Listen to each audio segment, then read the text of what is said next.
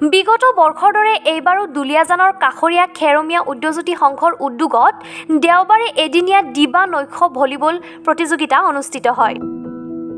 খেৰমীয়া গাঁৱত এদিনীয়াকৈ অনুষ্ঠিত ভলীবল প্ৰতিযোগিতাত উজনি অসমৰ মুঠ ৮টাকৈ দলে অংশগ্ৰহণ কৰে। নিশালৈ অনুষ্ঠিত প্ৰতিযোগিতাৰ চূড়ান্ত খেলত দুলীয়াজান বৰকুলা দলে নাহৰকটীয়া MS দলক পৰাস্ত কৰি চূড়ান্ত বিজয়ী সন্মান লাভ কৰে। নিশা বঁটা বিতৰণী অনুষ্ঠানত মুখ্য অতিথিৰূপে উপস্থিত থাকে ডিব্ৰুগড় বিশ্ববিদ্যালয়ৰ শাৰীৰিক শিক্ষা আৰু ক্ৰীড়া অধ্যয়ন কেন্দ্ৰৰ ভাৰপ্ৰাপ্ত সঞ্চালক মণ্টু বড়ো। আমি খেৰমীয়া উদ্যোগজ্যোতি সংঘই আজি প্ৰায় 30 বছৰমান একেৰাহে আমি এই প্ৰতিযোগিতাখন অনুষ্ঠিত কৰি আহিছোঁ। ইয়াত আমাৰ গাঁৱৰ ৰাইজৰ সবাই সহায় সহযোগিতা আছে।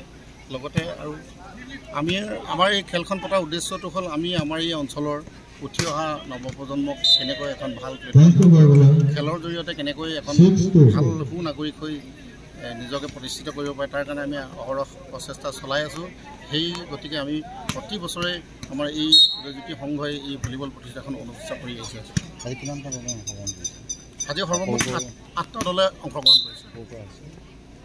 আমাৰ ইয়াত দলটো আছে, নাহৰকটীয়া আছে, ডিব্ৰুগড় আছে, তাৰপিছতে দুলীয়াজান আছে, ভাদৈ পাঁচালী আছে, বৰকুলা আছে আৰু ডিব্ৰুগড়ৰ টীম আছে।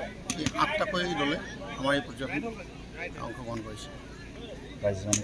প্ৰাইজ মানি আমাৰ প্ৰথম প্ৰাইজ আছে 20,000 আৰু দ্বিতীয় প্ৰাইজ মানি আছে 15,000।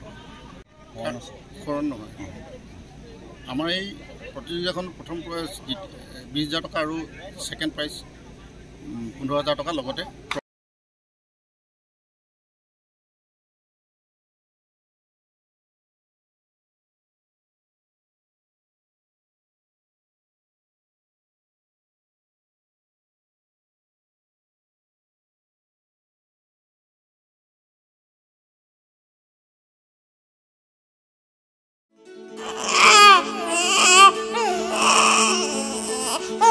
অভিনন্দন, আপোনাৰ এজনী ছোৱালী জন্ম হৈছে।